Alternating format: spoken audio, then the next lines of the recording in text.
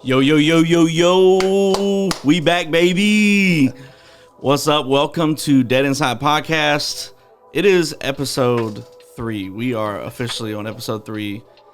And today is going to be crazy. I can feel it in my bones, in my spirit. I just know that God is going to breathe all over this conversation. It's going to be fire. Before we do anything, man, I want to say thank you to everyone who has been tuning in, to everyone who's been sharing and liking our post and subscribing to the YouTube channel and rating us on Spotify and Apple. Man, those are the best ways that you can help. Okay, let me give you some practical steps. If you're watching, if you're tuning in, the best way that you can help us is to subscribe to our YouTube channel, right?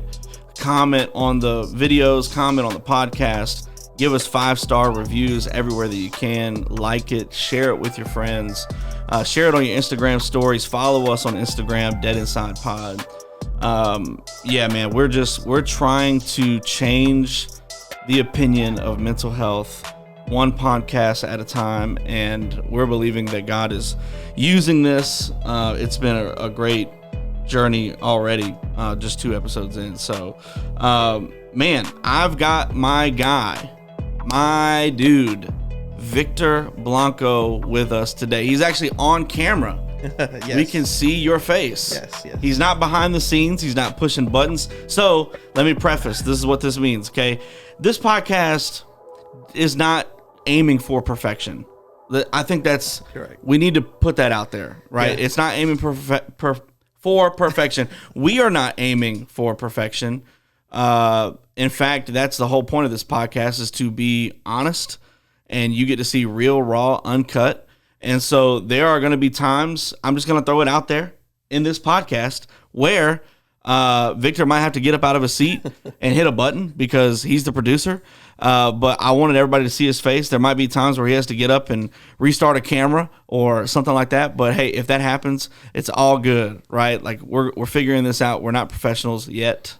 We are figuring it out, though. Yeah, I'm learning as I go, and it's been exciting. We didn't take like courses, or we just had a burden. We were just like, hey, we just want to start a podcast, and we got 2 mics and 2 cameras, and we're gonna figure this out, right? Yeah, that's exactly how it happened. And I remember that I had a lot of this stuff stored at home, anyways, and this happened years ago before I even heard about a podcast. Yeah, so I think the Lord put it in my heart years ago to buy stuff. Love that. So yeah, Victor is our producer.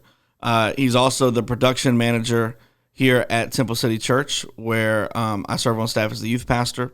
Pastor John was on last week. He serves with us as well. Because you're probably like, man, there's a lot of Temple City people.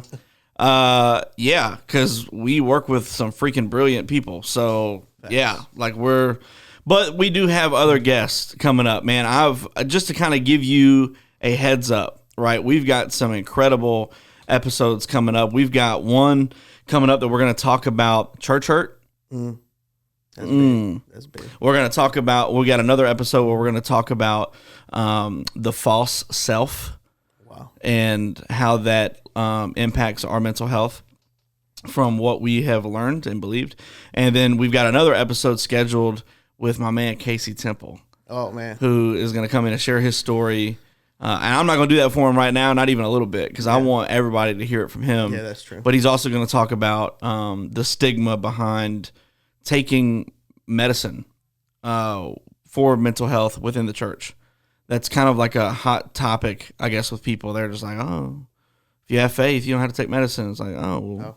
I guess you don't need cancer medicine either, huh? Like, I mean, come on. When I get a headache, I take ibuprofen. That's exactly right.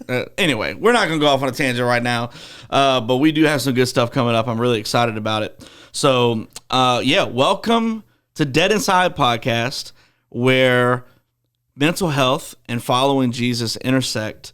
We're looking to change the opinion of mental health one episode at a time. We are under the belief system that if you feel dead inside because of your mental health, then this is the podcast for you. We're going to offer you some hope. We're going to offer you some practical steps. We're going to have open and honest conversations. But the flip side of that coin is that we also believe that in order to find life, we must first die. And that starts with an internal process of dying to our pride and our ego, our illusions of control, which is what we're going to talk about today. It's going to be awesome. So, yeah, man, this is just a blessing for us. And we've been getting messages from so many people just talking about how it's been a blessing for them. It's given them clarity. It's given them direction. It's given them wisdom. So, man, thank you. We're just thankful. I'm always overwhelmed with gratitude for this. So, anyway, we can't kick a segment off without talking about Mount Rushmore. That's right. Mount Rushmore. We've talked about fast food restaurants. We've talked about football movies.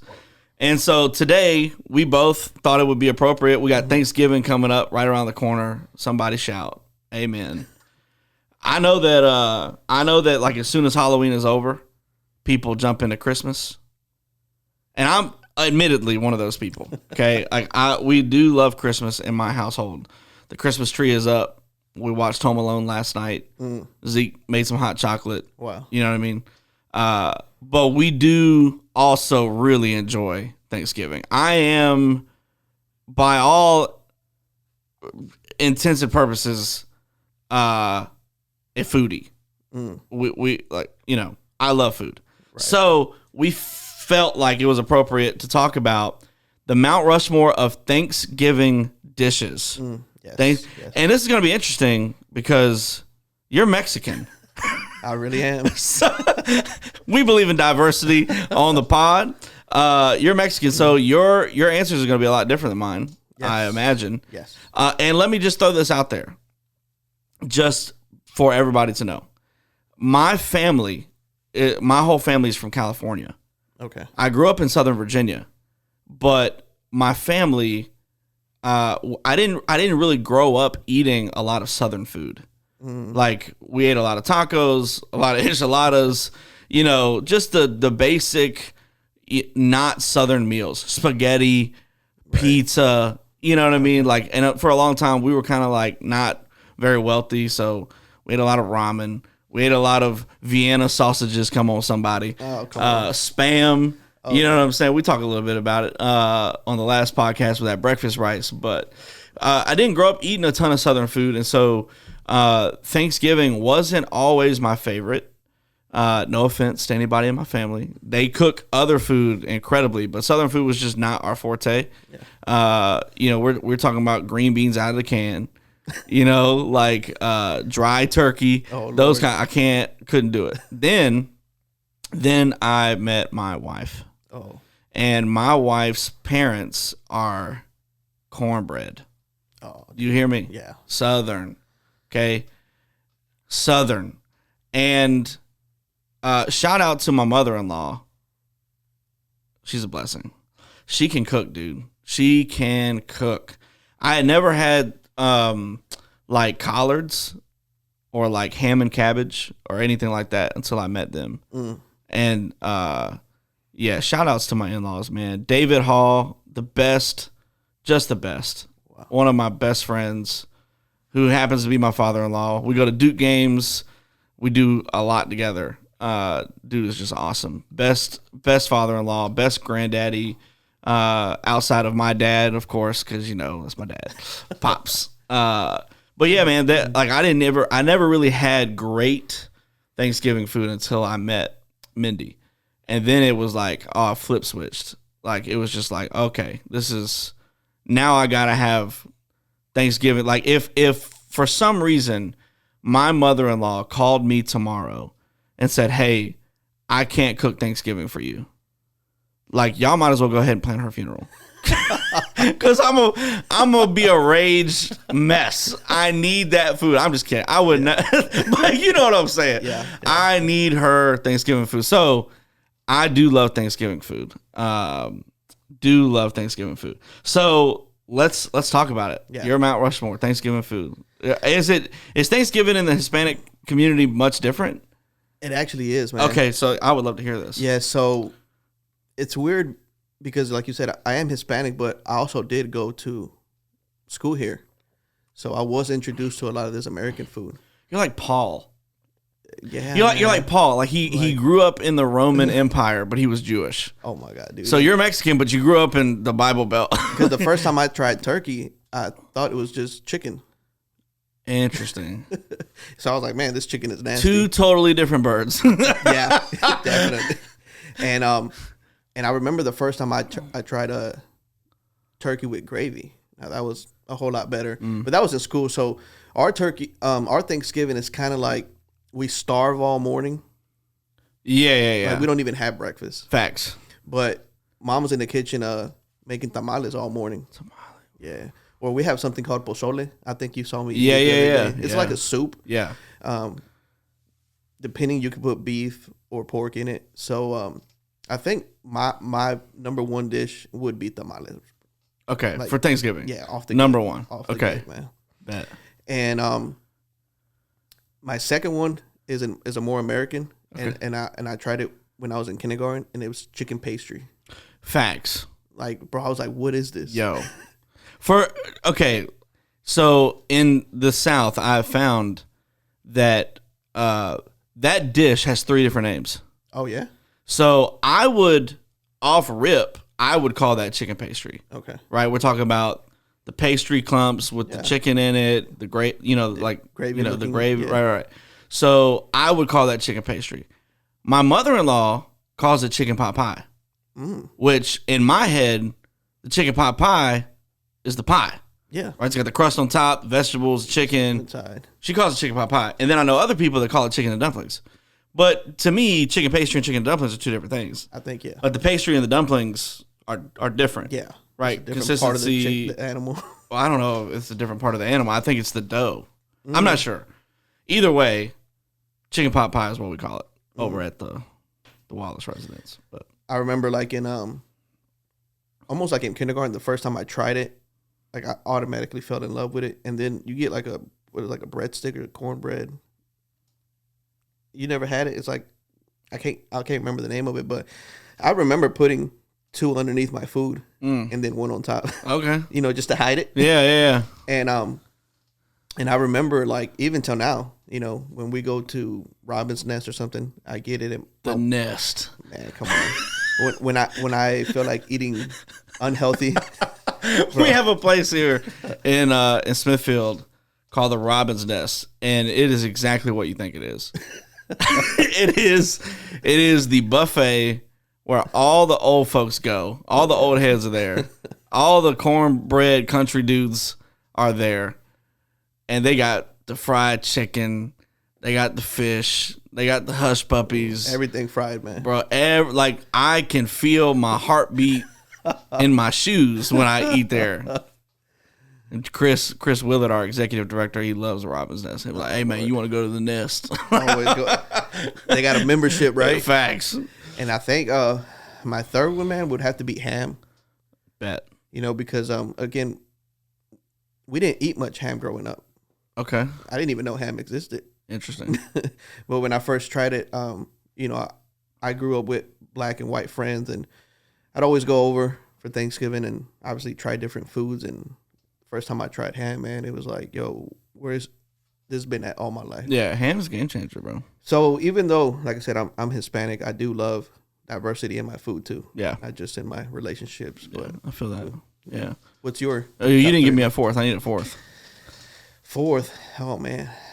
So my wife makes some barbecue ribs. For Thanksgiving? Yeah. What? You can pull the bone right out of it. Stop playing with me. Yeah. I'm telling you, man. And she's Honduran. So are you hungry? I am. This podcast has been brought to you. We'll be right back. Yeah. First time she made, I don't know how she cooks it, but man, trust me, it falls right off the bone. It's very delicious. That sounds so good. Melania can cook, bro. Oh, yeah. That's why I've gained 40 pounds over the last I feel that 3 years. Melania can cook, dude. Melania is his wife, and she's one of our youth volunteers. She cooks in the kitchen for us. I don't think I've ever had a better so our youth program, we feed our youth. We have about 150 students that come out every Sunday night, and we make it a massive part of our budget to feed students every week. Like, because we've got kids coming that don't get to eat during the week a lot of the times. you should see their faces when we pull out the chicken quesadillas, dude. Like, Melania fixes these chicken quesadillas with this rice. And, dude, I'm telling you, I don't think I've ever had a better chicken quesadilla than that. And, I mean, I know that's like basic white girl Mexican food, but that chicken quesadilla is fire. And really, not to jump off subject real quick, but there's a band member here that, you know, every Wednesday I bring him a plate of food. And I've seen him gaining weight already. I bet. Yeah, I mean, if I ate Melania's food every week, I'd be fatter than what I am. I'm trying to live. I've been going back to the gym with my boy Todd Johnson. Shout out to Todd. Shout out to Todd. Todd is the best. Wow. And I've been going to the gym with him as much as we can. We're both dads. We're both busy. So we've been trying to go at like 8:30 at night, like just to get off the couch, put the Xbox controller down, put Netflix away, just go to the gym, work hard for a few, come back, take a shower, go to bed. And I've been working out with him, so I'm trying to figure all this mess out. Man, it's a wrong time to do all it. It is difficult, man, when you got people like Melania and Chris Willard, who's like, hey, man, let's go to the Chinese buffet. Let's go to the Nest. So let's go to the Nest, Bo. Shout out to Chris. Yeah, so those are your 4. Okay. Very nice. Do a quick recap for the listeners. So, just tamales. Number 1. Yep. Chicken pastry. Number 2. Ham. Number 3. And 4 has got to be the ribs. The ribs. Wow. Got to be the ribs. All right. So, my number 1, it should not be a surprise to anybody.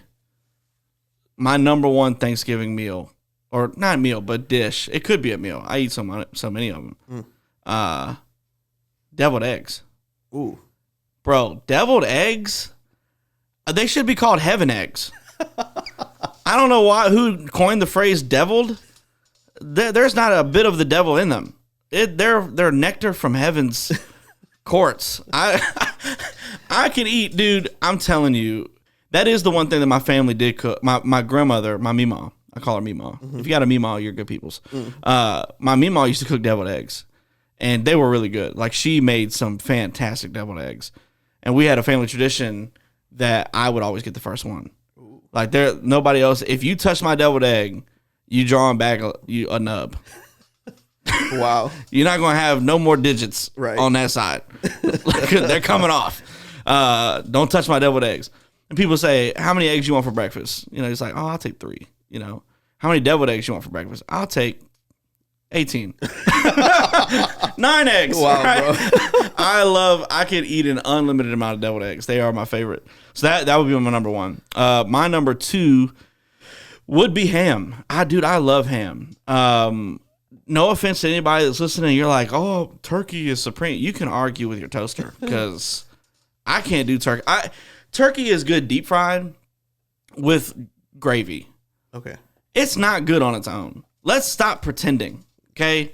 Like, a part of this whole process is being honest, right? Let's be honest. Yeah. You don't have to pretend anymore. Turkey's not good. Be honest about it. It's just not good unless you deep fry it. But unfortunately, my experience with turkey, for the most part, has been like, dude, I have to call Ezekiel from Scripture to come and raise the bones from the dead because that's how dry it is. Wow. I can't do it. Like, it's just like, oh, dude. You know, like, so I've had some decent turkey, but ham is supreme. I'm just a ham guy. Love ham. And it's so versatile, man. Like, when you have leftover ham, you get some of those Hawaiian roll sliders. Ooh, God almighty. Come on. I'm about to... You can put them on a sandwich the next day, a little bit of mayonnaise, a little bit of pickle, just slide it down. You know what I'm saying? Love ham. My third one would be ham bone soup. Now, this is not really a Thanksgiving Day dish. Okay. This is the day after or the 2 days after. Okay. My mother-in-law will take the ham bone that's left over from the ham that she cuts it off of, and she'll make a soup out of it. And all the leftover ham kind of falls off the bone, vegetables, broth. Dude, that stuff will just put you right. That'll have you at the foot of the cross. Really? Like, you'll be rethinking your whole life. Never tried that before, bro. Dude, it's fire. And I put a little Texas Pete in there. God almighty. Yeah, ham bone soup is incredible, especially the way that my mother-in-law cooks it. And then my fourth one would probably be... Man, this is tough. I really do. My mother-in-law cooks some really good collards. I was never a fan of like, again, I didn't really have collards growing up, and so like the idea of having them was always kind of like, I don't really know how I feel about that. But then when I ate hers, like she cooks them with like pigtails, so like that whole like the flavor of the pigtails, kind of that salty flavor. The way that she makes them, man, she's very peculiar about her collards. You can't just bring her any collards at any time. She's like, it's too early. Like she's got to go get them. She's got to make them. But man, you get some of those on your plate, bro. Little Texas Pete. Oh boy. Now you love Texas Pete, don't you? I do like Texas Pete. To me, it is probably one of the most versatile hot sauces. You can put it on everything. I put Texas Pete on pretty much everything. I put it on chicken. I put it on pizza.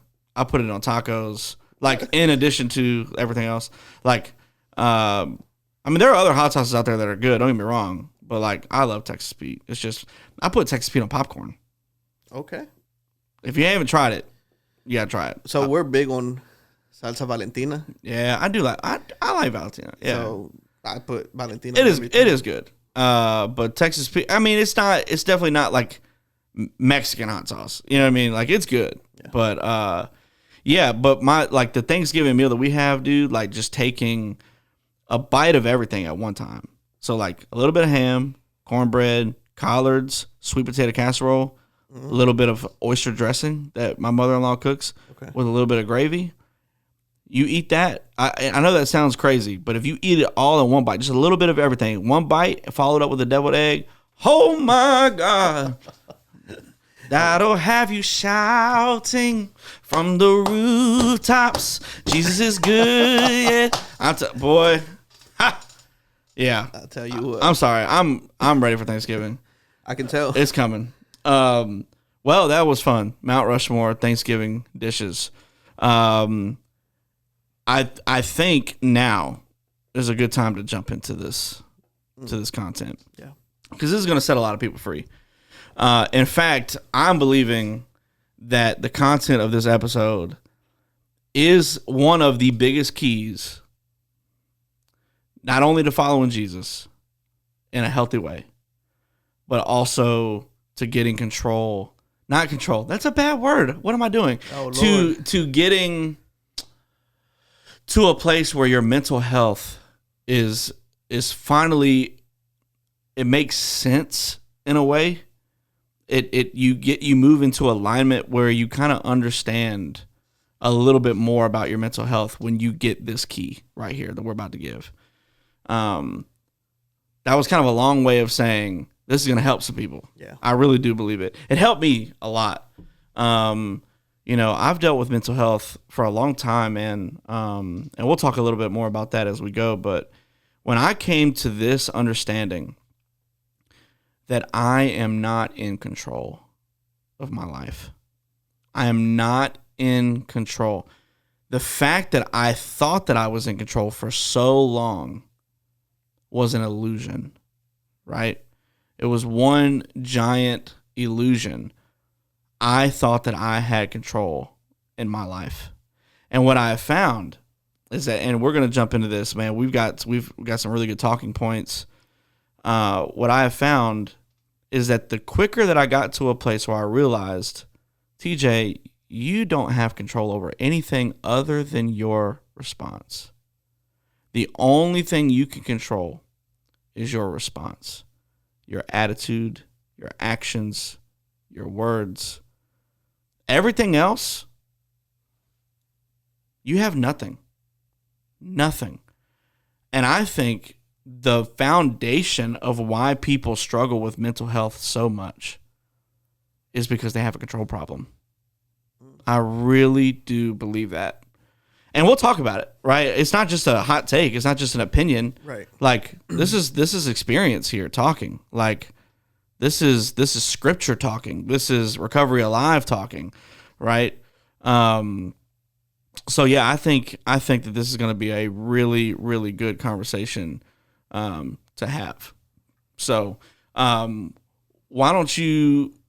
Like, I think this is a good place where we can transition. This is what I was talking about. We're going to have to push some buttons. We're going to do a few different things. Why don't you go ahead and do that, and we'll jump right back into this conversation. If you're listening, this won't affect you at all, clearly. because there's not gonna be a break in the audio. But in the video here in just a second, there's gonna be like a little transition, and you're gonna, it is what it is, right? Like we're just making do with what we got. So that's how it works sometimes. And so yeah. I want to start off the transition. Liquid Death, sponsor me. I say it every episode. Just getting it in for my one time. Quick stuff. I hated sparkling water. I loved drinking regular water, and I love carbonated drinks. Right. They, when I go and eat certain meals, like it's like, man, I just don't want to drink water. You know what I mean? Like I want something carbonated. And I've tried all kinds of stuff. Couldn't get into sparkling water. Just couldn't do it.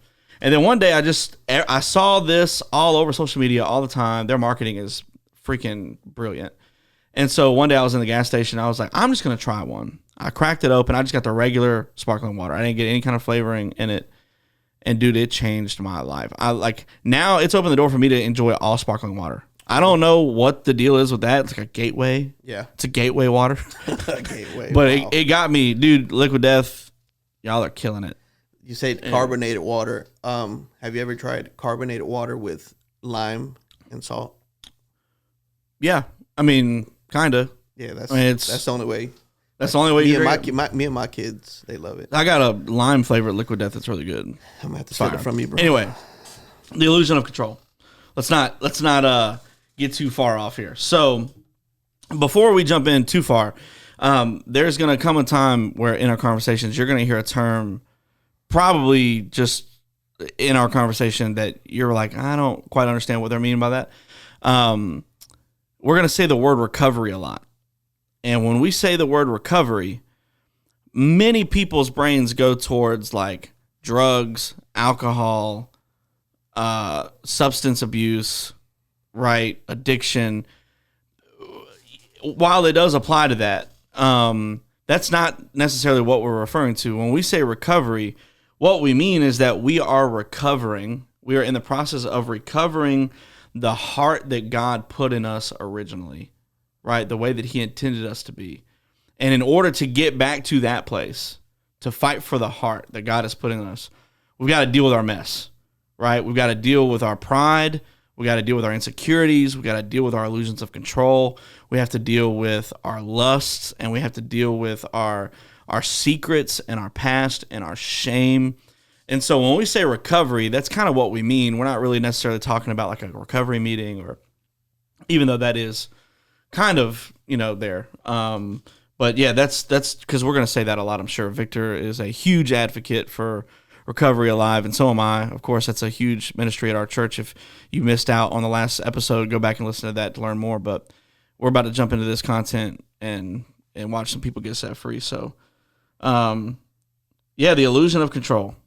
The illusion of control. Victor, tell me about what you're thinking about this, man.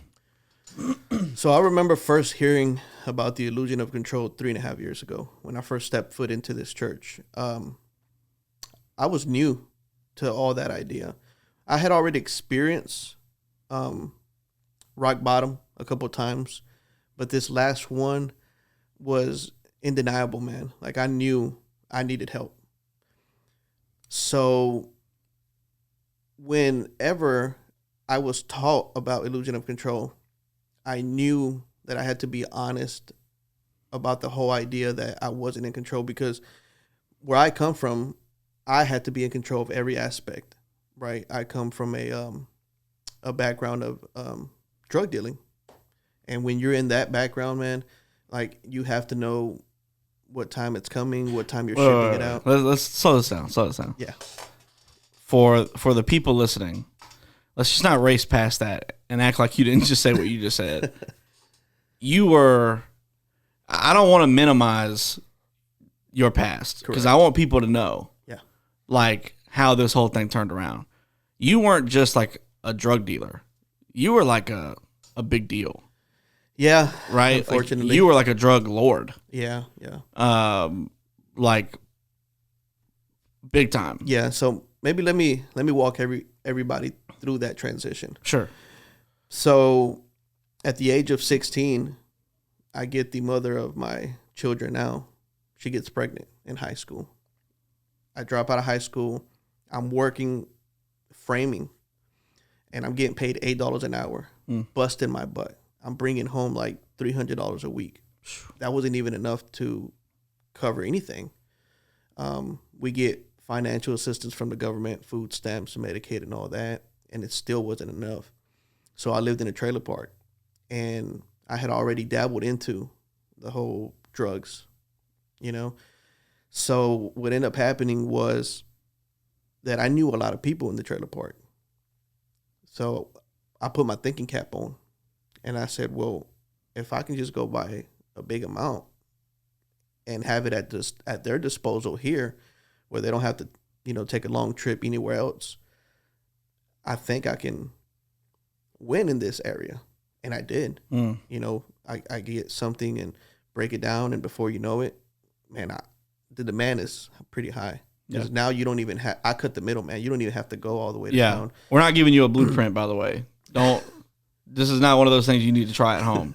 Okay. We're trying to do the opposite of that. Yeah. So I get wind up in that, and I realize that people starting to get to know me. And I come from a background where I struggled with being appreciated. So I felt like people appreciated me. Obviously, I know now that they didn't care about me. They cared about what I had. Mm-hmm. Right. So in all that aspect, I start meeting people with higher ranks. And about 5 years ago, I'm doing it big style. Now I got people working for me. I don't even have to move a finger. So, and you were rolling in it, bro, like rolling in money, all kinds of stuff, right? I think sometimes on an average week, it could be up to 10,000 a week, maybe 20,000, maybe 5,000. It just depends. It just fluctuates. Yeah. Holidays, booming. And people just on holidays, they spend money they don't have on holidays. Or you think of, Christmas coming up, how many people are going to go into debt?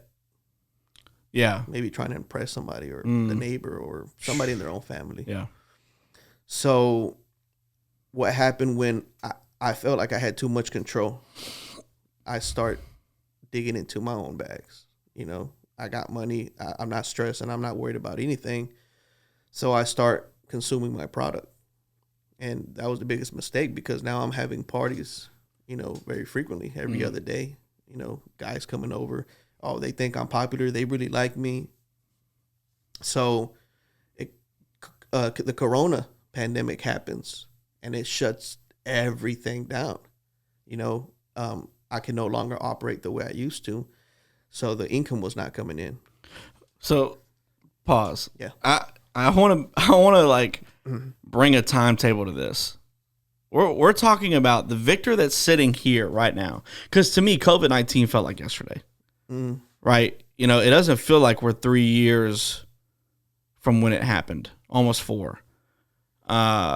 We were both in much different places in life when that happened. Right. So you were literally still doing this during the pandemic. Yes. I mean, this was not like 10 years ago. Oh, no. This was pretty recent. Oh, yeah. Like 3 years ago. 3.5 years ago. Okay. Keep going. And I remember how hard it was to get the product to the people, because there is no cars. Like on a Friday, best day to do business, because you can blend in with all the traffic. Now you think Corona, you see law enforcement, what are you doing out? It has to be an emergency for you to be out when everything is shut down. Mm-hmm. So it was really hard. So I tried to camouflage the best I could, but it was evident, because now I'm seeing more law enforcement in my area than any other time. And I had a hint, like, okay, they're really watching me now. I kind of had a feeling before, but now it was very evident. So I start getting nervous. I'm in denial because I don't have control, right? I have control. I'm going to get this delivered no matter how, no matter. And my runners are like, man, I'm not going out. They're all scared. So I remember that I got more nervous, and that denial, I realized that I didn't have control. So I start, again, in my own bag. I start drinking a lot. I'm drinking maybe a bottle of tequila a day. I think on myself, I was spending almost $500 to $800 a day on myself, or consuming. Go to sleep late, wake up morning doing the same thing. Wow. So they finally let everyone go back to normal slowly with restrictions.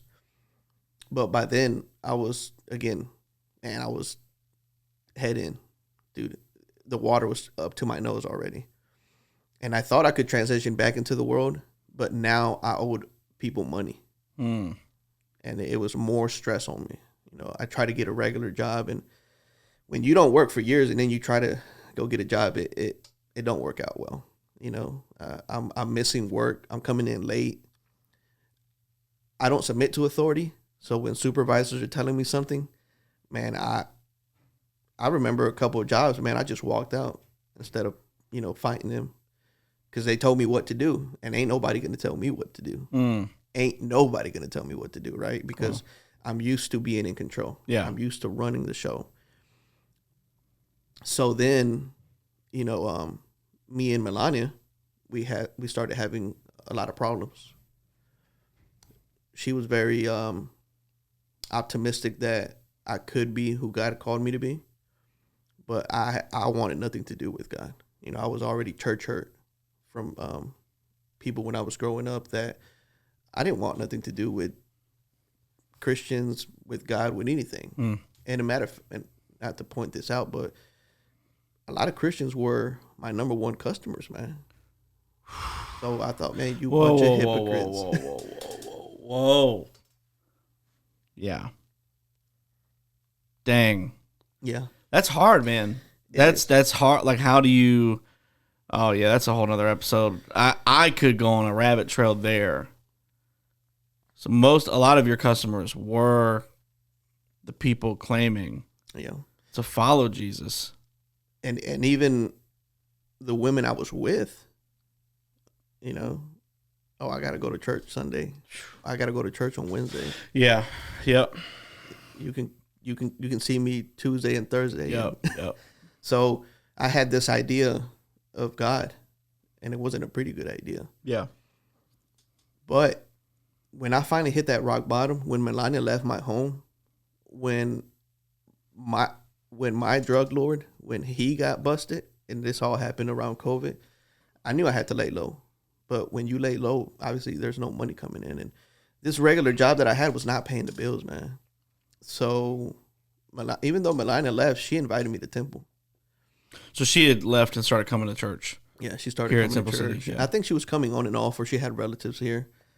So I stepped into church for my very first time, and it was a recovery service. And then I see John, man, he's wearing a hat, it's backwards, and I'm like, yo, who is this guy? Like, is this a pastor? Yeah. No way, because I'm thinking pastors got to, dress 3-piece suits. Yeah. So he starts talking about the illusion of control that night and letting go. And I felt like God was speaking right to me, right? So when I left with a glimpse of hope. And that's something I've never had. So I get into a process group. I get an accountability partner. I get a sponsor, a mentor, and we start navigating everything that happened in my life. And so for people who are not familiar, people who are not familiar with the recovery process and how that works, when you're in a process group, that is, you're in a group with, it could be a small process group, it could be a large one, 10 to 12 people. Yeah. Typically, it's a time for you to kind of work the steps together, be vulnerable with one another, with no judgment, safe place. There's not really any kind of advice back and forth. No. It's just a place to share and let the process do its work. And then the sponsor is somebody who's been through the process, and they can kind of hold you accountable and answer questions and help you process things as well outside of that group. Accountability is kind of a step below that, right? So I just, for everybody watching or listening that doesn't understand or they're not familiar, that's kind of what he's talking about when he says that. So, yeah. Yeah, so, and like you said, it was just somebody gave me a platform for me to talk. Right. And that's what I needed. I just needed to talk about my childhood. I needed to talk about everything that happened in my life. You know, my dad walked away from my life when I was like 16, around the same time I met the mother of my children. And I just needed to talk because I was holding it in. So that whole illusion of control, I started navigating it more and more. And I got to the conclusion that I had to change the way I was thinking. So that ultimately, I think that's what helped me transform. There's a Bible verse that I have here, and I wanted to share it because it spoke to me very much to where I'm at now. Romans 12:2 says, "Don't copy the behavior and customs of this world, but let God transform you into a new person." Yeah. How? By changing the way you think. That's right.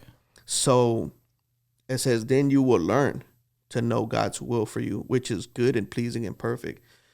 So anytime I faced a situation, I didn't just react right away. I would think, what would Victor do? And what would Jesus do? And I thought it was really cringy, those bracelets, WW. Yeah. I never understood it, but now I lived by that motto. Wow. You know, anytime somebody talked about me, I said, what would Victor do? I'd probably go punch him in the face. What would Jesus do? Jesus might walk away and pray for them. So that my whole year of recovery was, what would Victor do? What would Jesus do? Wow.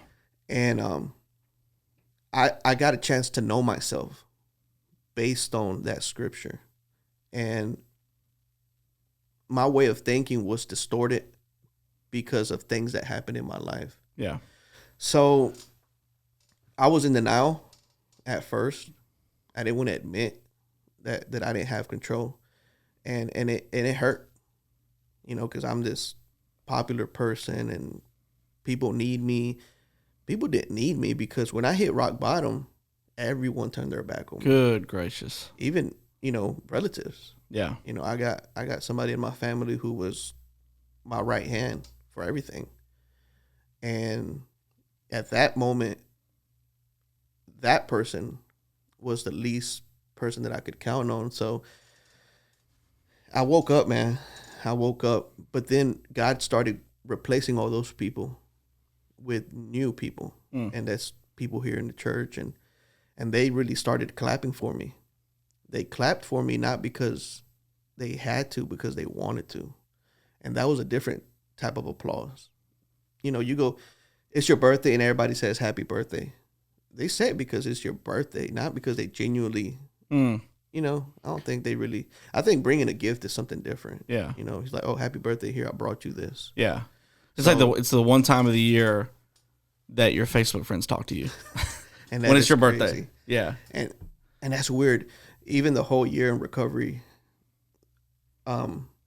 working out, everything, I stopped telling people happy birthday online. I'm like, I don't even know these people. Yeah. Right. So that's funny. Now I'm real big on who's in my inner circle. Yeah. You know, who is people that I see on a daily basis, who's people that I see week in and week out.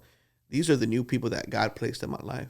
I got a friend right now going through something, and I hit him the other day. I said, hey, man, how are you doing? He's like, man, I'm doing better. I said, well, I just wanted to reach out to you because I'm thinking about you. Now, Victor would have never done that. Yeah. You know, because I was all about me. I didn't care about nobody. Yeah. Yeah. If I wasn't making money, it didn't make sense. Yeah. So my way of thinking had to change if I wanted God to transform me. And then you think, well, how do you start believing in God and you used to have a bad image of him? When you hit rock bottom, you depend on something greater than yourself. And that's what I did. Because I trusted that on the other side, something great was going to happen. Yeah. And God did show up, man. And I'm glad he did, because this was my last option. Yeah. I don't know what would have happened if God wouldn't have showed up, you know. But I did come into church thinking, if this God thing don't work, I'm gonna give this God thing 100% the same way I gave the streets 100%. And he showed up, man. Yeah. Yeah. Wow. Man, it's just so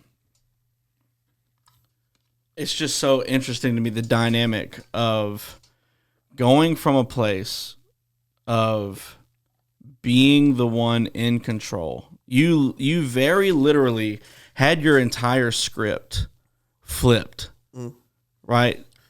Which is a beautiful picture of the gospel.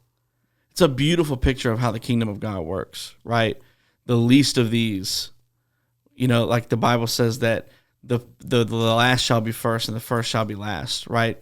The powerful become the least and the least become, right? Like it's a beautiful picture of God showing you in real time, hey, Victor, this is how it's going to work from now on. You used to be the guy, but in order to follow me, you can't be the guy anymore.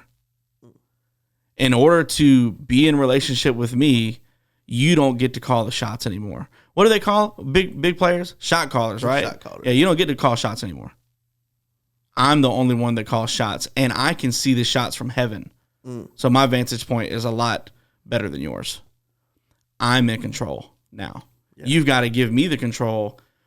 And I think that that's a really scary thought for a lot of people. I would wager that people who run away from God don't run away from him because of a lack of belief or because of people that have hurt them or because of tradition or religion. I think if we are all honest, one of the biggest reasons that people run away from God is because they realize if I follow Jesus, I can't follow myself. Wow. If I enter into a relationship with Christ, I got to die. And that's what this whole thing is about, right? Mm-hmm. Dead inside. We got to die. You cannot have a relationship with Christ that flourishes while your ego and while your pride and your own self-interest are at the top of your list. I want to touch on something that you said, scared to change, right? I have a friend, man, who I've known him ever since we were little. His wife now his sister now comes to church. Mm-hmm. His mom is coming to church. She's now in a rehab place.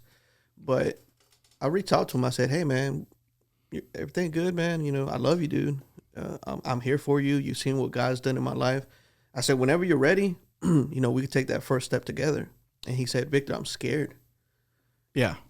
And I said, man, what are you scared about? He's like, I'm scared to change. I'm scared that if I come, God's going to make me change and I don't want it. And I was like, bro. So the second point is when you say die, I remember early on in my Christian walk, I'm praying one day and God tells me to die. And I'm like, God, right here? You want me to grab the gun? Chest is getting tight. I said, no, God. I want to see my kids grow up. And he's like, no. I want you to die. I don't want you to kill yourself. So I did more research and I came to what you said. I had to die to my old self because even though it was a year into recovery, into being in church, I still had a lot of pride and ego in me. And that pride and ego was attached to my past. Yeah. That's the only way it was still growing in me. Yeah. It was still like, oh, you used to do this. And remember, you used to call the shots. So I think that's why I love the name of this podcast, Dead Inside, because we all have something rotten inside of us that's dead, man, that needs to go. Needs gone, man. I think one of the biggest problems is that we don't look at dying as an exchange. When we are dying, we're not just giving up something. God is giving us something in return. He's not just saying, hey, you got to die and now you're going to be miserable. He's saying, hey, if you die to yourself, you can finally gain access to the things I want you to have. Right? You can finally gain access to peace and joy and love and righteousness, things that you would never have without me. And okay, so my son, right? My son is 9 years old. Those chairs are squeaky. If anybody wants to donate new chairs to our podcast, hit me up. we got this off of Facebook Marketplace. We're just trying to make do. Again, we're doing what we got to do. My son is 9 years old. He'll be 10 in just, a few short months, which is just insane to think about. He's got this pillow. He's got this Paw Patrol pillow. And he's had it since he was a baby, like a toddler. He loved Paw Patrol when he was younger, and he got a Paw Patrol pillow. And, dude, this thing is beat to death. Now, I think it might be a thing that runs in our family because I've got one of those pillows, too. I've had it for years. It's a feather pillow. I won't give it up. That thing probably is the reason why I have such a strong immune system. It looks like the pillow has COVID itself. Don't judge me, okay? We all got those things. But Zeke's got a Paw Patrol pillow. And, man, he still sleeps with it now. And I've got a blanket that my Meemaw made me that I still sleep with as well. It's just a comfort thing, right? But anytime that I try to take it from him, like, hey, man, like, let's get you a new pillow. He's like, no, I don't want the new pillow. I like this pillow. It's just because he's so comfortable with it. It's his, right? It's like, this is my thing.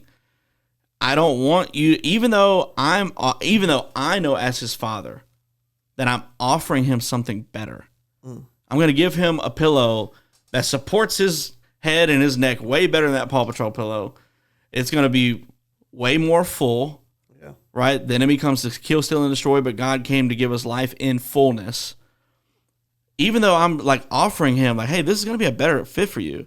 He's like, no, I want my pillow. And dude, we do the same thing with our lives.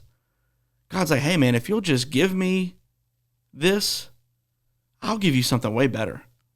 If you give me your pride, oh, man, like, I'll give you something that your pride would never be able to accomplish.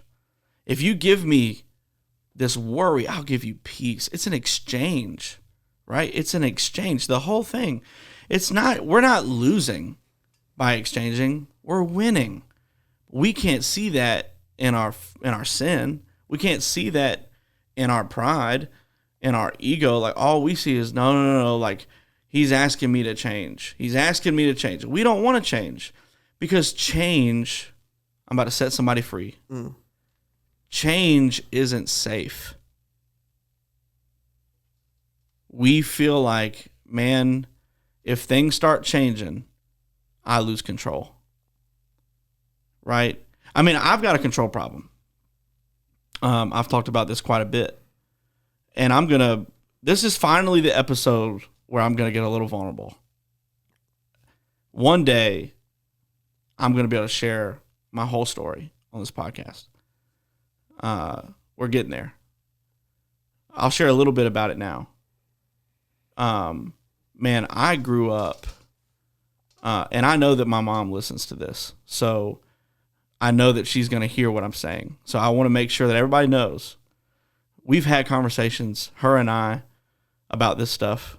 This is not anything new. This is not anything that she's not aware of, or that my family's not aware of. This is nothing that I'm ashamed of. This is nothing that I want to use to shame my family or my upbringing. We've talked about all this. We're good, right? My mom is the best person on the planet, dude. She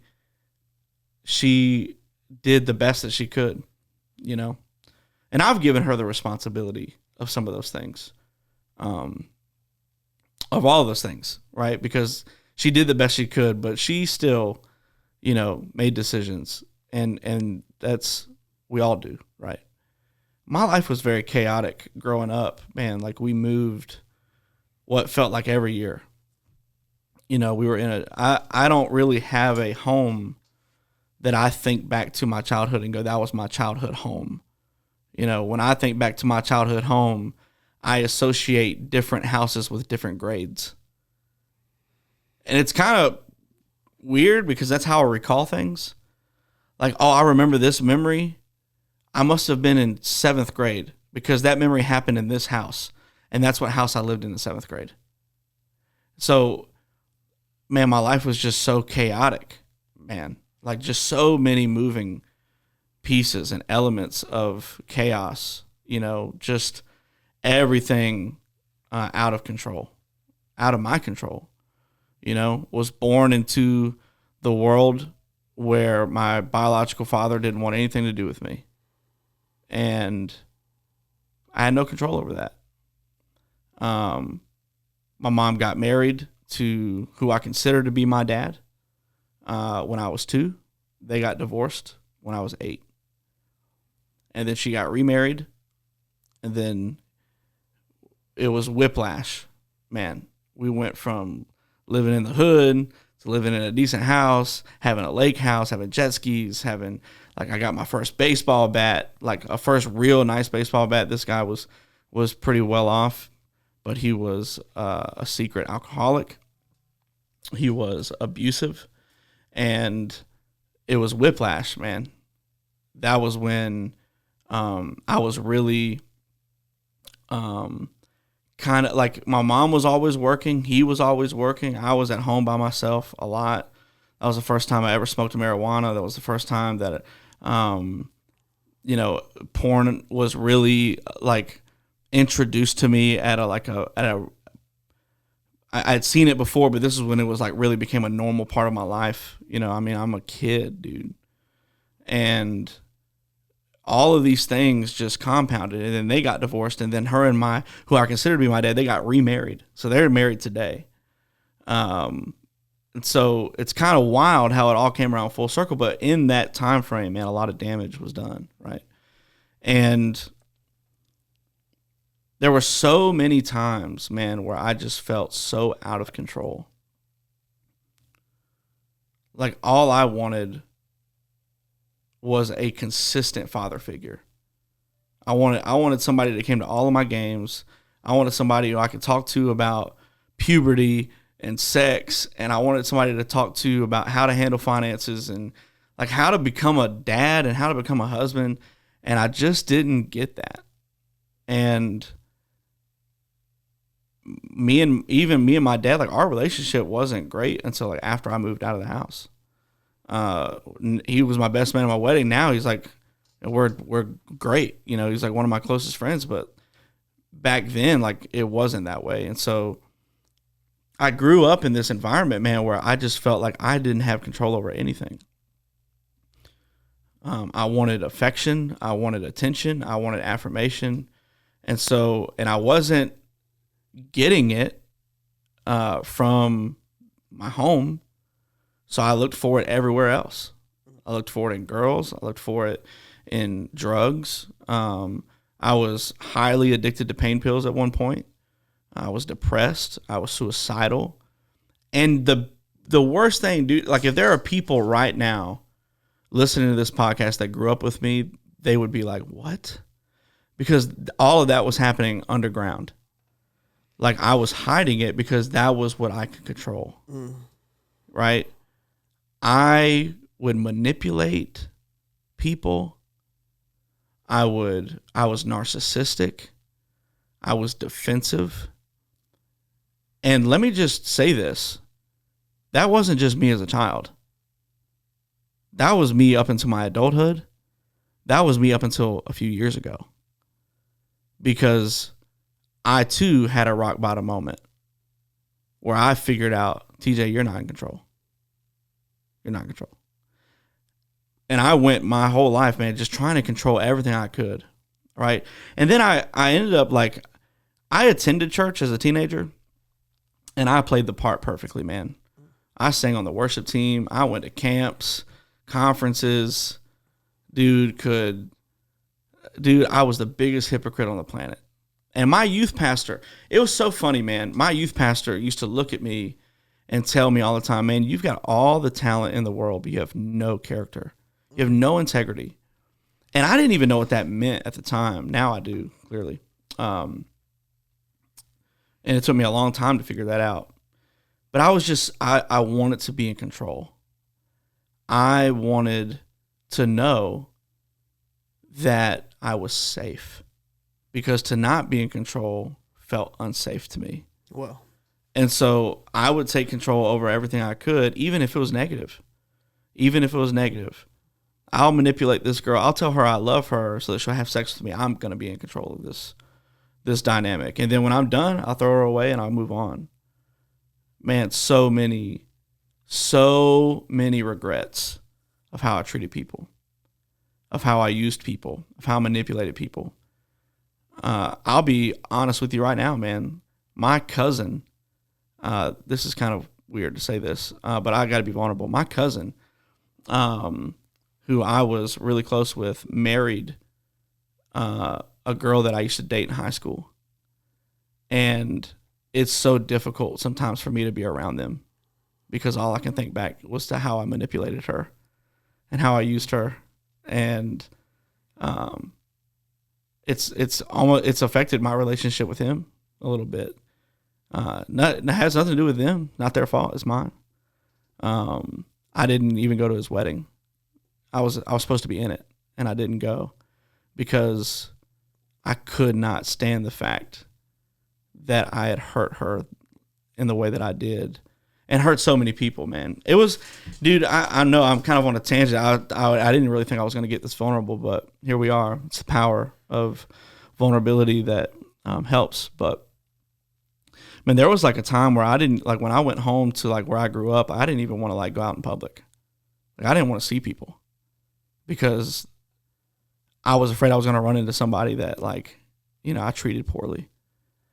And it's ironic, man, now on the other side of it, I finally had an encounter with Jesus that like made a big difference in my life. But man, I had so much trauma and so much unhealed pain that I didn't know what to do. And so it led me to a series of events as an adult, as a married adult, as a Christian, as a professional Christian, somebody who's on staff at churches, leading worship, leading youth programs, where I was falling into my own wounds and killing myself over time, and put on the biggest face because I could preach and I could sing.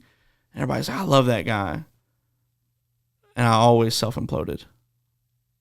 Always. I love that you are talking about what you did with the illusion of control, because it rung a bell in me. Around the age that I was 16, I had to drop out of school. But leading up to that point, I wanted to become a professional soccer player. I was the only freshman on the soccer team. And as a ninth grader, I already had offers to go play at universities. They were just waiting for me to graduate. Well, I got injured my 10th grade year. They prescribed me some kind of pain medication, and I kind of got a little hooked on it. But I think, honestly, that was the first illusion of control, like when it shattered. Well, in that phase of me dropping out of school and moving out of my mom's house to start my own life, I created a person called Vic, V-I-C. And Vic hurt everyone. You couldn't hurt Vic, right? But Vic did hurt a lot of people. Yeah. He manipulated, he lied, he cheated, and it all came to the fact that I was losing control, and I didn't like that feeling. Yeah. I didn't want to accept that I didn't have control. Me growing up, my dad had a company, so we weren't rich, but we had more than others. We had a 4-wheeler, a go-kart. We were the first ones with a trampoline. The first Xbox that had a big X and a green in the middle. Yeah. We were the first ones with it, and I actually still have it. Just play Halo. Yeah. Oh man, it was the groundbreaking. I'm sorry, dude. My ADHD. The whole trailer park would come over to my house. Yeah. Anytime it was a party, we threw the biggest party. So money, I knew that money could control because my daddy used it. Everybody, the same thing with my daddy. Everybody liked my daddy. Well, when I turned 16, he left my mother. He stopped talking to me, and I didn't understand why. We would get in line. I remember me and my siblings would get in line. My brother would talk to him. My sisters would talk to him. But when it was time to talk to me, I got a dial tone. I'm like, okay. My mom made every excuse. Oh, maybe his battery went dead, his cell phone. Okay. Second time, same thing. Third time, I wasn't sticking around for a fourth time. And I didn't never understand. My mom never told me. So when I turned about 18, 2 years had went by that I haven't spoke to the man, nothing. I'm clueless. My uncle confesses to me that I'm not his biological son. Wow. And bro, whoa. So I remember that Anais was like a month old, and I knew what I didn't want to do to her is walk away from her life the same way my daddy did. Even though me and her mama were in a toxic relationship, I never wanted to walk away. And I always suppressed it, like it didn't affect me. So coming to the church and having people, safe people at that, not just people, just safe people that I could talk to, I was able to pinpoint the root of why I used to drink, of why I used to smoke, why I had this illusion of control, why I was a narcissist. And I remember the first time I talked about this, man, it's like a weight came off my shoulders. Yeah, yeah. Obviously, I couldn't say it with a straight face because, man, I was balling out. And I'm able to talk about everything that I've done now because I'm not doing it anymore. Right. So I come to church and everyone, I think John spoke about it last week. You're a good father is who you are. Yeah. Well, I had a bad experience with a father. So what did I think God was going to do to me? The same thing that my father did to me. Yeah, yeah. I thought he was going to lift me up and then let me fall. So big part of me was scared to give God 100%. Yeah. But I saw people around me giving God 100%, and I saw what God was doing for them. And then I got to a point where I'm like, God, I've been asking for prayers. You know my situation, and you're not doing anything about it. But I think he was just testing me to see how real I was, I guess. So, well, I think that goes back to like James, yeah, right? James chapter 1. I love that book. The trials, right? I think the trials do two things, right, for us. The first thing that it does is it proves what we're made of, right? The trials, you ever heard the saying tried and true? Yeah. Right? Like when people build something, they got to test it. They got to take it through different things to make sure that it's going to stand, right? Make sure it's going to work. But if they don't do that, how do they know? Right? And so I think the trials of life, there's a reason why James says you count those as joy. Because what it's going to create in you, right? What it's proving in you is what you need to have the determination and the long-standing, the long-suffering in the faith. Because faith is not easy. Walking with Jesus is not easy. In fact, I would say the hardest thing I've ever done in my life is following Jesus. Because it's a constant killing of this, but it's a constant accepting of these trials, going back to the things that I cannot control, are proving something in me to see what I've got, and it's producing something in me that I don't already have. Wow.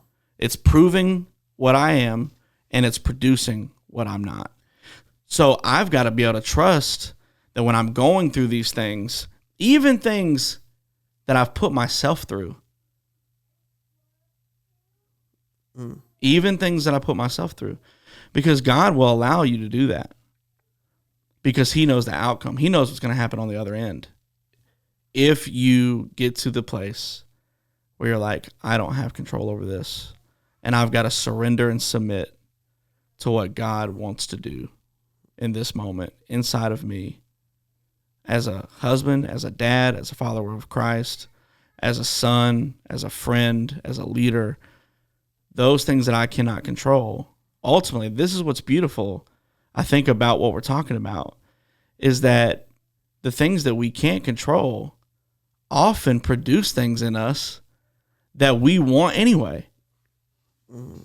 Yeah, man. And one thing that's worked for me was having the right people in my circle. Yeah. And when I say the right people, I mean safe people. Yeah. You know, one of the things that happens with my guys is they don't want to be held accountable.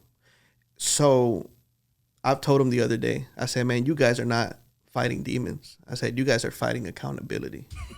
Right? So why are you not calling me before you relapse? Or why do you always call me after you relapse? After you do something crazy. Like am I your pillow? Do I have to build boundaries? Am I enabling you? Am I enabling you to keep doing this because saying Victor's always going to answer? So maybe I do need to build a stronger boundary and say, hey, like, you might need another sponsor. You might need another mentor, another accountability partner. 9 times out of 10, if you call me before you do something, we can probably talk through it in truth. And you might not go relapse. You might not go do that one thing that you know it's not going to help you. Yeah. And I've also always told them that I'd rather they hate me for being honest than to love me for lying to them. Yeah. You know, and which drives me into something that I've been wanting to say here lately. You're big on vulnerability. You've said it. You know, vulnerability is your superpower. And I believe in that. There's strength in vulnerability, but showing your emotions to the wrong person is like bleeding next to a shark. You know, you have to know who your safe people are. Yeah. You don't want to have someone who's going to relapse or is going to be a trigger to them if they haven't healed. So my 5 people that I go to, they've overcome, you know, many of the things that maybe I'm still struggling with. Yeah. They've been in church for a long time and they know how to guide me with truth into what I should do, what I shouldn't be doing. And ultimately they give me the power to decide. Yeah. You know, where I should navigate my next decision. And I think that's wisdom, man. I think you got to know who can carry the weight of your vulnerability. If they can't handle it, there are some people, you want to know why it's difficult for me to kind of be vulnerable on this podcast? Mm-hmm. Because I know that there are people that I pastor, people that I lead, that may have a hard time with my vulnerability. Wow. They may have a hard time looking at where I am now and somehow holding me to a past version of myself. Wow. Which, I think that's an interesting point within the church. It's one of my biggest frustrations.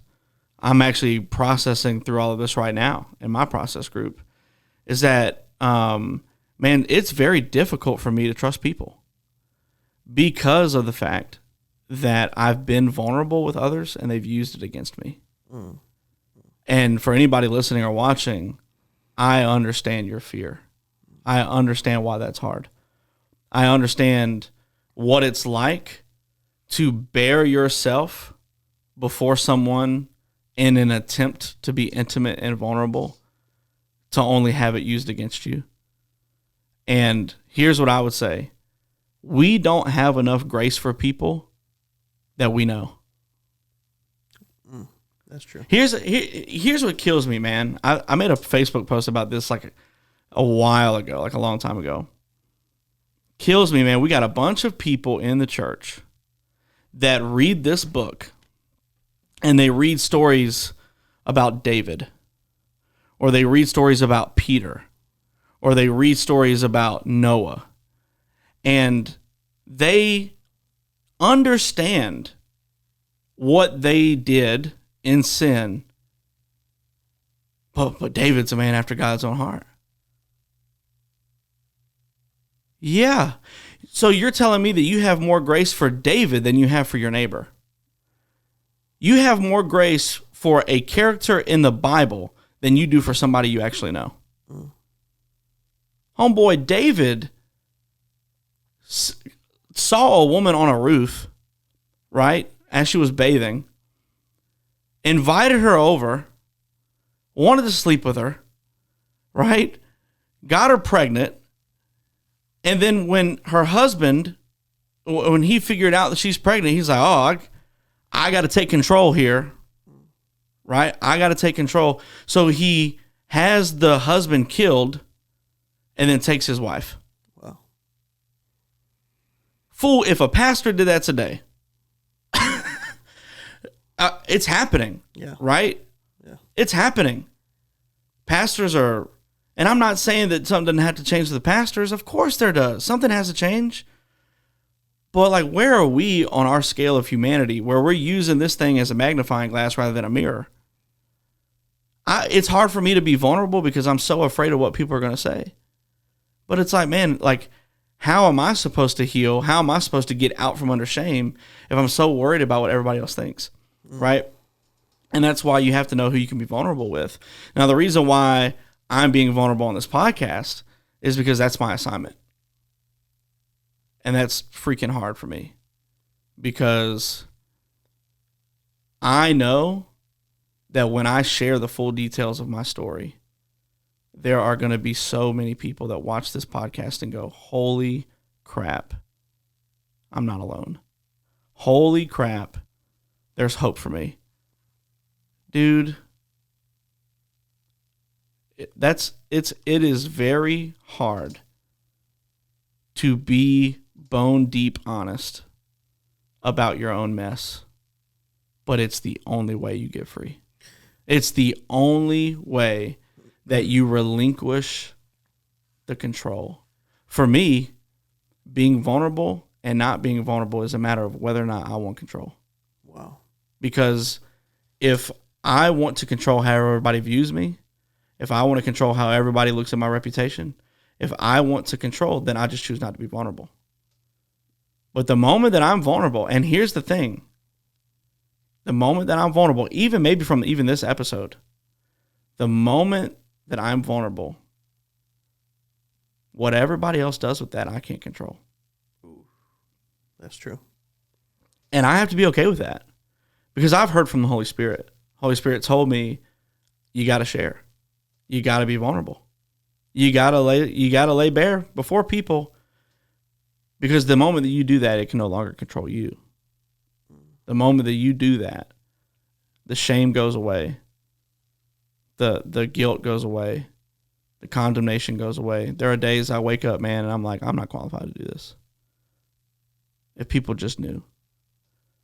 But God says, but you're not saved by their grace. You're saved by mine. Wow. That's good. And you're talking about a testimony. No doubt. I remember, the days or the weeks leading up to my testimony, the devil, was lying to me. Yeah. He was like, they're not going to love you once you tell them who you really are or what you've done in the past. And I had so many people pouring into me leading up to that when I did, I remember going back home and just yelling and telling him, hey, I've already told them, and they still love me. So now you have a leader, won't say his name, but you have a leader who just came on board, and I was very vulnerable with him, I think like 2 weeks ago, just sharing.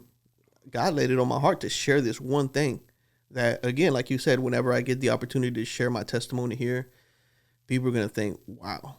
Well, I shared it with him, and he opened up about something he's never told anyone. Yeah. Including you.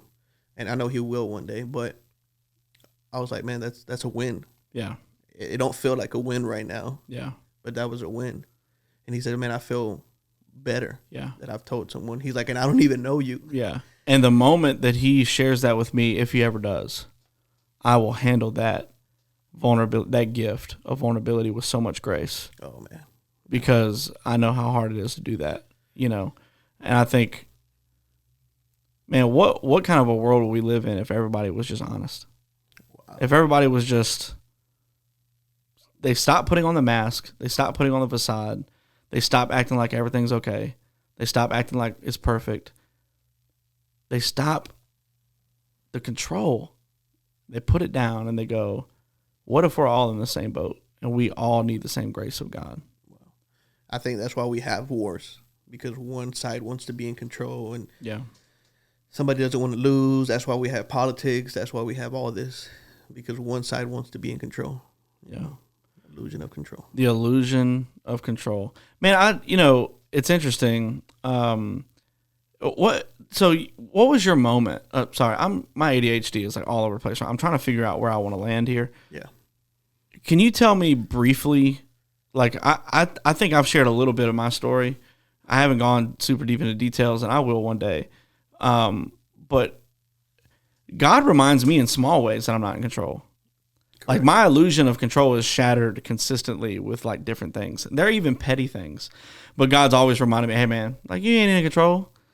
Stop it. You're not in control. Like I'll give you some of my things, like my small things. And I want to hear maybe about a moment that you feel like your illusion of control was shattered and kind of what that means for us and how we can move forward from that.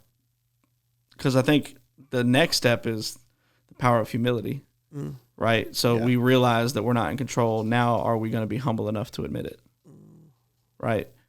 I think that's kind of the next place we'll go later. But for now, why don't you, my small moments, like I tell people all the time, this is kind of a joke, like there are 3 things that remind me I'm not in control, right? 3 things. Weather, sickness, and fantasy football. I'm serious. Those are the 3 things that remind me I'm not in control. I remember when we were playing our summer camp, Revive Fest. We outgrew the campground we were going to. We had to host 250 students here plus leaders at the church. And we did everything that we could to prepare for this massive group of students that were coming in. We tried to like make all these cool things out in the field, make it feel like a festival, make it feel like a vibe. You know what I mean? Like we really wanted it to feel special here at the church. And man, like the day I remember, like we built that huge pallet wall. We built this massive pallet wall in the field. It was huge, right? I mean, I don't even remember the dimensions, but it was so big.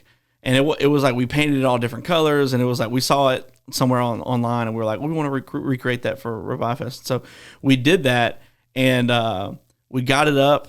Everything was good. We were proud of it. And then like the next day, we experienced a storm here, and that thing blew right over. And we were like, that thing's firm in the ground. Nah, fam. That thing fell over. We had to put it back up, get it back set up, and then, dude, we had all these different things planned, and then the day of camp, it poured down raining, like monsoon. Pool floats were flying all over the place across the highway. People were running after them. That reminded me, man, God was like, hey, TJ, like, you're not in control here. Like, I know that you want this to go perfectly, but you're not in control. It's a small thing, but it's true. Sickness, right?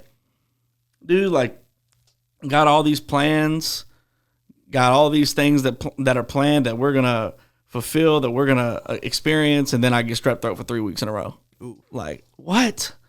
Right? Not control. There are other things I can't control, but that's not one of them, right? Fantasy football, you got this whole strategy. You got all these things you're coming into. I'm going to draft this guy. You got backup plans, and then they all get hurt. It's like, okay, you're just not in control. God reminds me all the time, TJ, you're not in control. The only thing you can control is your response. And for me, what that does, it's relieved anxiety in me. For anybody who's got anxiety that's watching this, I promise you, and John Eklund can correct me later if I'm wrong. I don't think I am. If you have anxiety, you have a control problem. 100%. Yeah. Because you are so afraid of the outcome. You are so afraid of tomorrow. You are so afraid of what's about to happen. You are so afraid of missing out. You are so afraid of anxiety presents itself so many different ways, but ultimately what it comes back down to is that you hate the idea that you're not in control. That's what it is. And sure, there's like other things, like there might be some chemical imbalance, there might be some biological things going on, but at the root of it, even if you get medicine and you still have a control problem, you're still going to have anxiety. Right? So tell me about a time maybe that your illusion was shattered. So again, when working with other people, man, like I accidentally did something that I know I shouldn't have, and that was climb on their ladder. When you're helping other people, they're on their ladder and you're on yours. And, you know, when these people were relapsing after 8 months, after 6 months, and I thought, man, I got some soldiers that are going into ministry with me, and then they fall. Because I was on their ladder, they would follow me, and it started affecting me. So quickly, God was like, I told you you're not in control. We figured out your part, but you're not in control of them either. Let them think for themselves. Let them make their own decisions and get on your own ladder. So that was one of the biggest ones. But I think my other biggest one was that I could not control God by my religious performance. Being new to church, man. Yeah. I didn't know what I should be doing, what I shouldn't be doing. I mean, again, and again, my illusion was shattered when I realized it's by his grace. It's nothing I can do so that he could love me more, nothing I can do so that he can love me less. So I think those two were my biggest one. One of the other, driving, bro. When I'm driving. Yeah. It's a small one, man, but sometimes I think, I don't know, man. I hate to use the word stupid, but some people don't know how to drive, man. And Facts. My illusion of control is shattered every morning. Facts. Yeah, that was like one of the first things that John Eklund ever told me. Oh, did he? The first time that we met. Like I was only here for a few weeks. Okay. And I didn't really know John. John didn't really know me. And we sat down kind of like in just a get to know you session. But if you know John, man, he'll turn on that therapist hat in a heartbeat. He'll read your mind. He'll read you, bro, like email. And he was asking me, you know, kind of about my life and kind of what I struggle with now, and I mean, just trying to get to know me. And I talked for a little bit, and he goes, "Bro," "you are the most arrogant person I've ever met." And I was like, "Bro, I just met you. Like, wait a minute. Like, that's not the best way to like get off on the right foot here. Like, you're calling me arrogant." He was like, "Wait a minute. Like, it's not in the way that you think." And I was like, "What else could you possibly mean by calling me the most arrogant person you ever met?" He says, you have a big control problem. Wow. He says, you have so much pride in yourself that you really believe that you control things. He said, I can prove it to you. And I'm like, all right, bet. Like, prove it. Let's go. He said, "I'll ask you one question." He said, "I'll shatter your whole illusion." I said, "All right." He said, "When you and your family go places, who drives?" I said, "I do." He said, "Why?" I said, "Because I'm a better driver than my wife." He said, "Because you feel more safe when you drive, right?" I said, "Yeah." He said, you're not going to get pulled over?" I said, "Yeah." He said, "You know kind of how other people are going to drive? You're a very cautious driver." I said, "Yeah." He said, "So what happens when the drunk driver hits you?" Ooh. It's like if he had a mic in his hand, he would have just dropped it right on the floor. He said, "What happens when the drunk driver hits you? What happens when you're sitting at a stoplight?" If you hear background noise, by the way, we're in our church office. There's some kids here, so if you hear them, don't worry about it.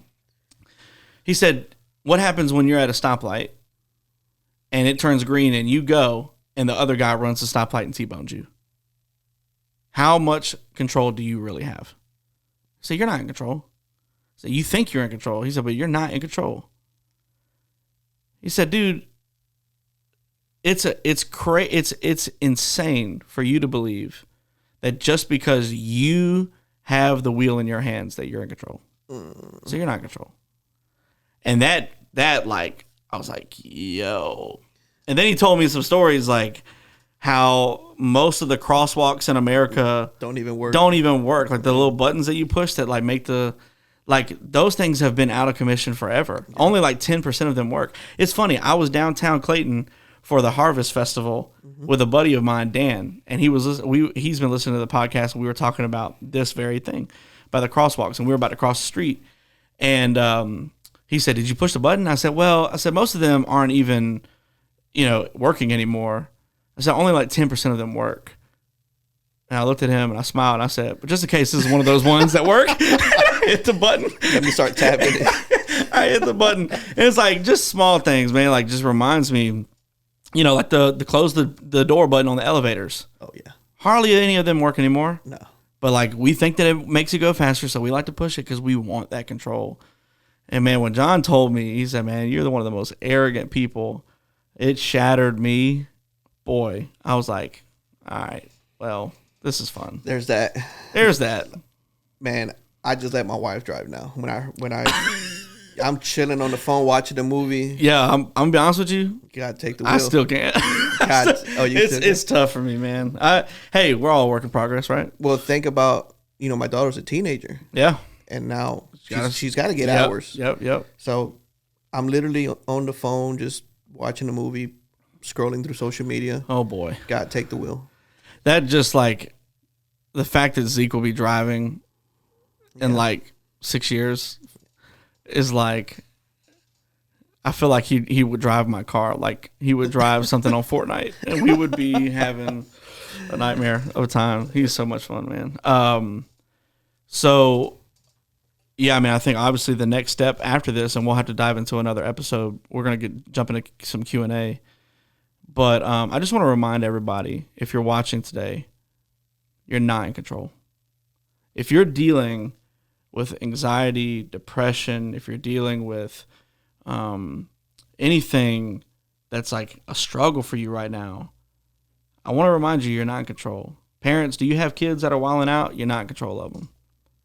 If you raise them the way you were supposed to raise them, and now they're out on their own, you did your part. They're now they got to make their own decisions. You can't control them.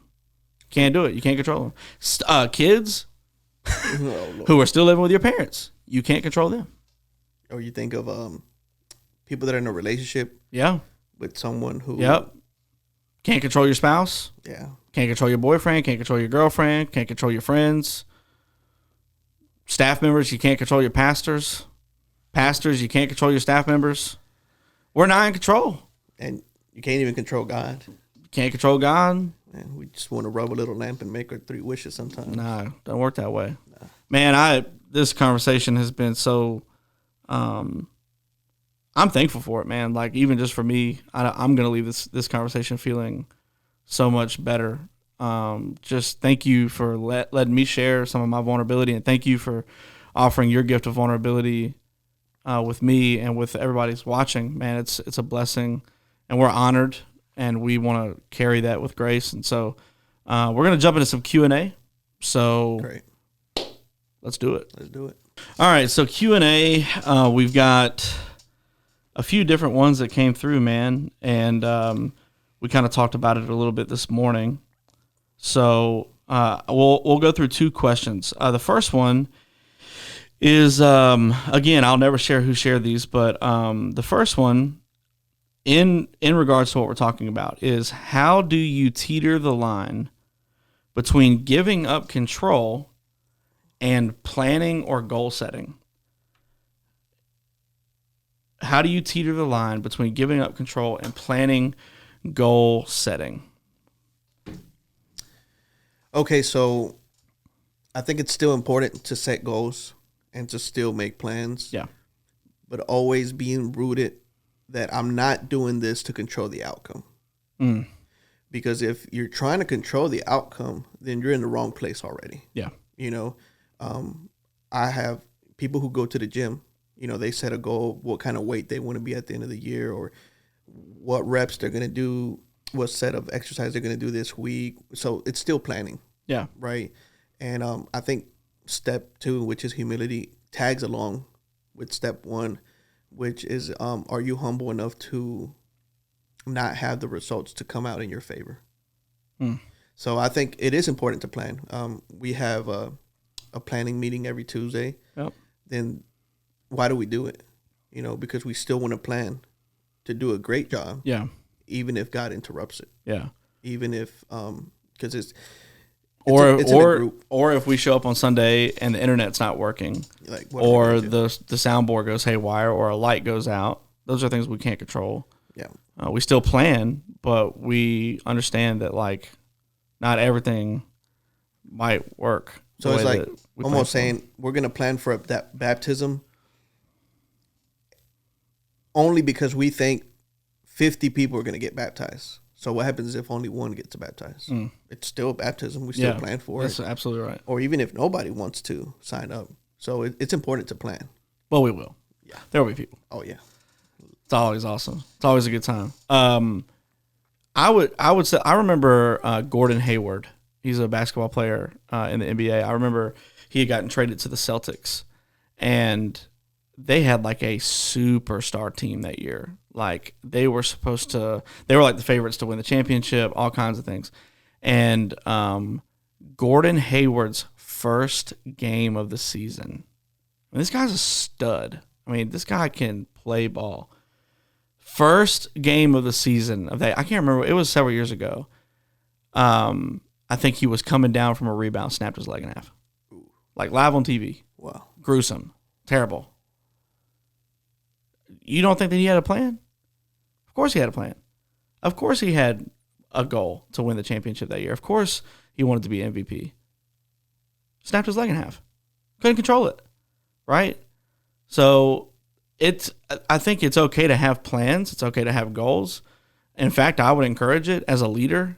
I think you need to have smart goals that are measurable and attainable and realistic, right? Because if you're just sitting around dreaming, right, but you don't have a goal in place, then you're just daydreaming, right? Like I could have dreamed about this podcast and I did for a long time until I finally came to the point where I was like, I got to do this. But here's the thing with this podcast. I want to help as many people as we can. But if this thing never blows up, it just never blows up. At the end of the day, I'm trusting that God is just going to speak to the people he needs to speak to. And if we got 200 viewers every week, oh well. Doesn't mean I'm going to stop because I'm not chasing clout. Right. I don't care about a platform. This is not about that. This is about helping people. This is about changing the opinions of mental health. So yeah, I'm going to plan accordingly. Right? We've had stuff go haywire today, right? Oh yeah. Like, I mean, if you're listening back to this, watching this right now, trust me, about 30 minutes ago, the computer just stopped recording. And we didn't even know it. So it is what it is, right? It is what it is. We plan, we make goals. But at the end of the day, the outcome is not up to us. And we're humble enough. We've been humbled enough to know that's true. And we just trust that whatever outcome it is, man, like God's just going to do what he wants to do. And we surrender that control to him. That's a great question, especially practically, for people who are type A, have control issues. How do I plan? How do I schedule? How do I work if I can't control? Well, that's how. You got to be humble enough to know that the outcome's not up to you. And you got to let God interrupt. Yeah. And because, I love that you said, I don't even watch how many people view, but in my mind internally, I'm praying, God, just that one person. Yeah. That one person. And dude, yeah, we're getting messages all the time, man, from people that need this. We're not doing it for a crowd. If it blows up like the basement, great. I have a goal. Yeah. I have a goal. There are two people I would love to have on this podcast. Right. I would love to have Tim Ross on this podcast. Okay. And I would love to have Carl Lentz on this podcast. Oh, wow. I would love to sit across from this table with Carl Lentz and hear how he's recovered and how God has moved in his life and in his marriage, because I share so much with him. Everybody else is throwing stones at that guy, and I'm like, y'all go ahead and throw stones at me. Yeah. Like, I love the dude. He screwed up. Yeah, we all do. Right? So I have a goal. I would love to have those two on the podcast. I don't know if it'll ever happen. But if it does, if you're watching this and you want to tag them, you can. That'd be, if you know them. Yeah, if you know them, hook it up. But no, I seriously, I mean, we're planning, we're goal, we have goals, but man, at the end of the day, the outcome's not up to us. So it's a great question. The second question, which is a little bit of a different subject here, but I think it's going to be good. I think you're really good with this one. How do you know when to say no? Because you're scared of what they will do if you say no. So I asked this person to kind of expand on the question a little bit. Okay. I was like, I want to kind of know your context. And they said, I guess what I'm trying to say is, like, as someone who finds it hard to say no to someone because I don't want to disappoint them, how do I go about that? Or like, you've already said no to them before and they freaked out on you. So now you're scared to say no again. And I believe that's a lack of having your boundaries. Yeah. One of the first things that I learned in coming in church was love your neighbor as you love yourself. Yeah. Right. So what happens if you don't know how to love yourself? Like, good gracious, bro. Yeah. If the way you love yourself is the way you try to love me, then don't love me. In all due respect, don't love me. Go love yourself first and then learn how to love me, because what you're saying is this person wants me to set myself on fire, and it hurts to keep me warm. Yeah. And I'm like, hey, I love you, but it's hurting me every time. I got to go to the ICU every time I set myself on fire. I got to do these treatments. Yeah. So as hard as it is to accept somebody's no, you got to realize, is this person really for me or against me? Are they really taking advantage of me or are they not? Yeah. And I've had hard conversations with people that I didn't want to have hard conversations with, but in the end, I realized that they did love me. Yeah. Because they're still here. Yeah. My wife says, how do you do it with these guys? I'm like, I'm just honest with them. And no, I can't show up to this function. No, I can't do this for you. No, I'm not going to lie for you. And ultimately, they respect that. Yeah. I'm teaching them how to love themselves. Yeah. So I strongly believe, man, if you don't know how to love yourself, I think it's hard to love other people. Yeah. And maybe this person, I don't know who it is, but maybe that person is having some kind of issues loving themselves because they're not valuing themselves. Yeah. Maybe they should look in the mirror a little bit and say, am I really loving myself? Yeah. And expecting somebody to love me? Maybe. Would you agree that if you can't do for yourself what is healthy, even though it's hard, that there is a lack of self-love there? Yes. Yeah. I do think so, man, because if an emotion can change you or change the way you feel, just a feeling, if that can change the way you feel, I believe that you can easily be manipulated. Because, I mean, I'm sure you have days that you've had conversations that you did not want to have with people. Now, did you leave that conversation still being TJ? Or did you leave that conversation like, man, I don't even know who I am? And I've had hard conversations with people. And I go about my day. I'm still joyful. I'm still happy. I tell people right now, because this is where I'm at in the season of my life. I feel, and I've never won the lottery, but I feel like I've won the lottery without the money. Yeah. That is a great feeling to be in. No doubt. I love my guys. I love my Connect group. I love people. But this feeling I got, you can't take it away from me. Yeah. There's a difference between being happy, which is I think it's a feeling that comes and goes. But there's a difference between being joyful. Yeah. And that's where I'm at. That's right. I'm so joyful, man. Yeah. Yeah. And, man, wow. Yeah, I think the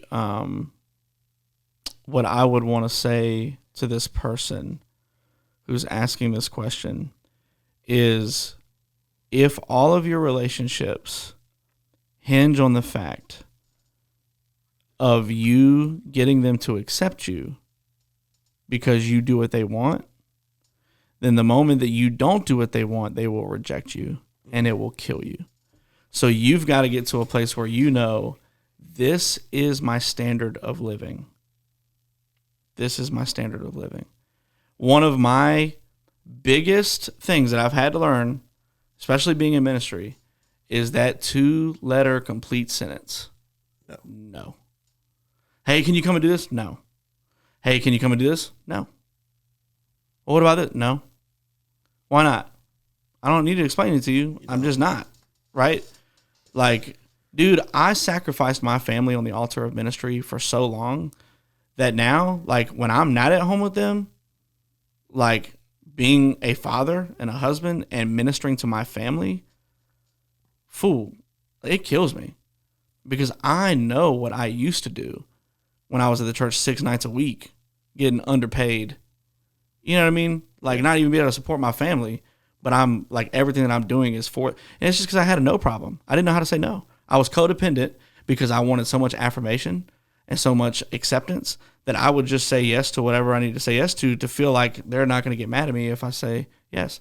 So to the person who asked this question, no is a complete sentence. It is a complete sentence, and you need to use it often.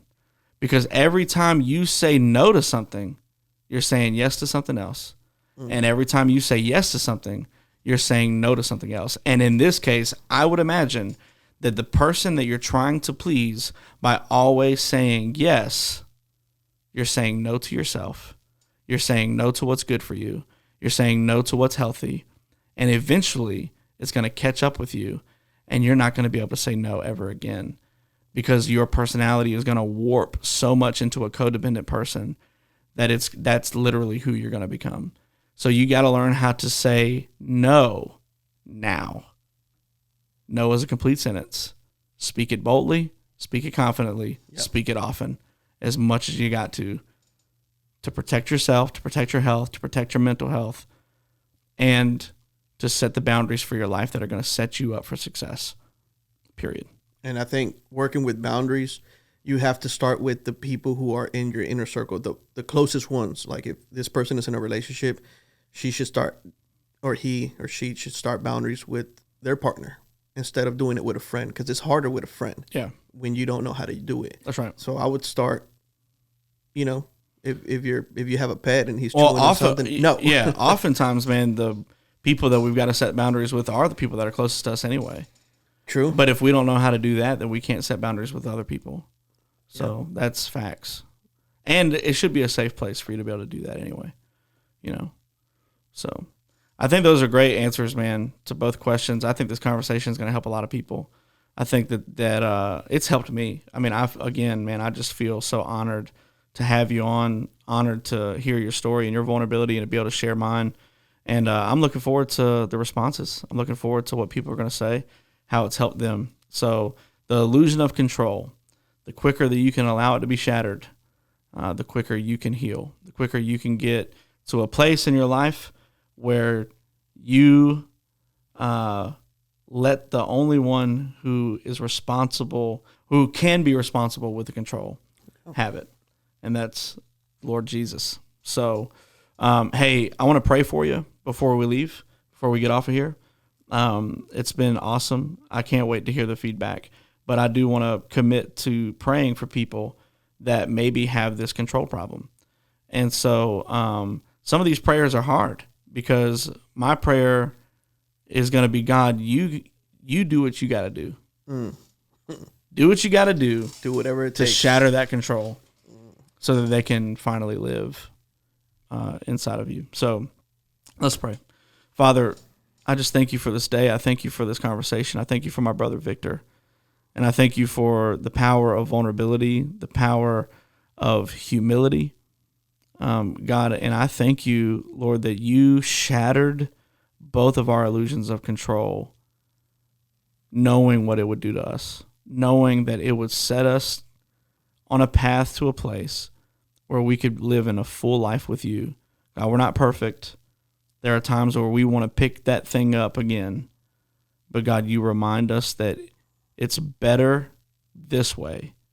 And God, I just pray for everyone watching or listening, Lord, that might have a control problem today.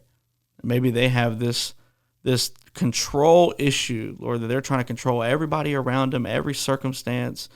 They're trying to control every outcome. God, I pray that whatever you have to do to shatter that illusion of control, God, you do it. God, you do it. And let them know on the other side of it that it's better to give the control up and follow you so they can experience this life in the fullness. God, I pray that you would bless every listener and every watcher. Lord, that you would surround them with your Holy Spirit, give them peace, give them joy. Lord, something that they cannot obtain themselves. Lord, it only comes from your Holy Spirit. Lord, give them wisdom, give them discernment, and give them an awakening, Lord, to this idea that they are not in control. They are not in control. The moment that we can give that up is the moment that we can die to ourselves and live in you. In Jesus' name, amen. Amen. Well, thank you for tuning in today. We appreciate it very much. Tomorrow, I know this is going to be like a retroactive thing, But tomorrow is Veterans Day, so we just want to say thank you to all the veterans who have served our country for the freedoms that we have.